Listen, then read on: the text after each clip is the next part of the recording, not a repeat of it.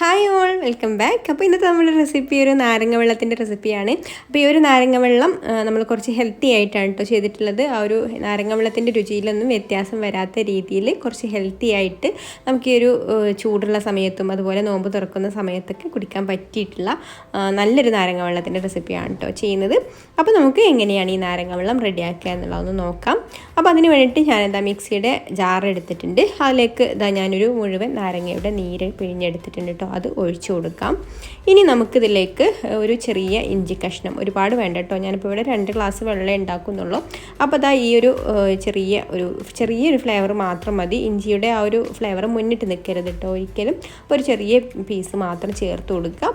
പിന്നെ ഇതിലേക്ക് മധുരത്തിന് ആവശ്യമായിട്ടുള്ള പഞ്ചസാര ചേർത്ത് കൊടുക്കാം. അതും നോക്കിയിട്ട് പിന്നീട് ചേർത്ത് കൊടുക്കാം കേട്ടോ. അപ്പോൾ ഞാനിപ്പോൾ ഒരു 1/3 കപ്പ് പഞ്ചസാരയൊക്കെ ഇതിലേക്ക് ചേർത്ത് കൊടുത്തിട്ടുണ്ട്.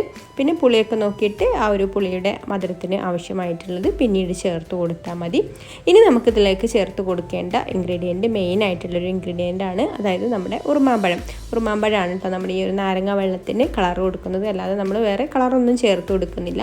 അപ്പോൾ നാരങ്ങ വെള്ളത്തിൻ്റെ ഫ്ലേവർ തന്നെ നമുക്ക് ഈ ഒരു ഉറുമാമ്പഴത്തിൻ്റെ ഈ ഒരു നീരും കൂടെ നമുക്ക് ഉള്ളിലേക്ക് എത്തും.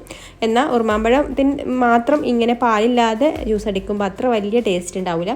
പക്ഷേ ഇതുപോലെയാണെന്നുണ്ടെങ്കിൽ നമ്മൾ അറിയാതെ തന്നെ നമുക്ക് ആ ഒരു ഉറുമാമ്പഴത്തിലുള്ള ഹെൽത്തി ആയിട്ടുള്ളൊരു സംഭവമാണല്ലോ ഉറുമാമ്പഴം, അതൊക്കെ കിട്ടുകയും ചെയ്യും കേട്ടോ. പിന്നെ ഒരുപാട് ചേർത്ത് കൊടുക്കരുത്, അപ്പോൾ കുറച്ച് മാത്രം ചേർത്ത് കൊടുത്താൽ മതി കേട്ടോ. ഉറുമാമ്പഴത്തിൻ്റെ ഫ്ലേവർ മുന്നിട്ട് നിൽക്കരുത്, ഇപ്പോഴും നാരങ്ങ വെള്ളത്തിൻ്റെ ഫ്ലേവർ തന്നെ വേണം മുന്നിട്ട് നിൽക്കാൻ. അപ്പോൾ എല്ലാം കൂടെ നന്നായിട്ട് ഞാനൊന്ന് അടിച്ചെടുത്തിട്ടുണ്ട്. ഇനി നമുക്കിത് അരിച്ചെടുക്കാം. അപ്പോൾ അതിന് വേണ്ടിയിട്ട് അരിപ്പ് വെച്ച് കൊടുത്തിട്ടുണ്ട് കേട്ടോ. ഒരു പാത്രത്തിൻ്റെ മുകളിൽ അതിലേക്ക് ഒഴിച്ചു കൊടുക്കാം. അപ്പോൾ ഉറുമാമ്പഴത്തിൻ്റെ കുരുവൊന്നും അടിഞ്ഞു പോയിട്ടില്ല.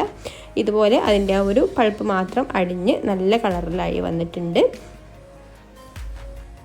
ഇനി നമുക്കിതിലേക്ക് ആവശ്യത്തിനുള്ള വെള്ളം ചേർത്ത് കൊടുക്കാം, പുളിയും മധുരവും ഒക്കെ നോക്കിയിട്ട്. അപ്പോൾ ഞാൻ കുറച്ച് വെള്ളത്തിൽ മാത്രമേ ഉള്ളൂ കേട്ടോ അത് അടിച്ചെടുത്തിട്ടുള്ളൂ.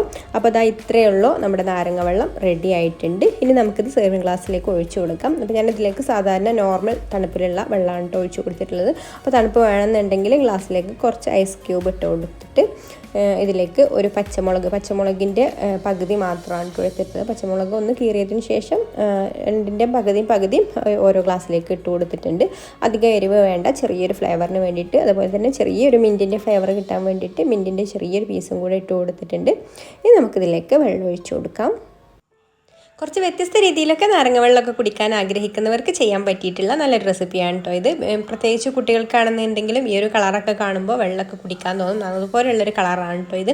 അപ്പോൾ നല്ല മൂത്ത ഉറുമാമ്പഴം ആയതുകൊണ്ട് നല്ല കളർ കിട്ടിയിട്ടുണ്ട് കുറച്ച് ഉപയോഗിച്ചപ്പോൾ തന്നെ.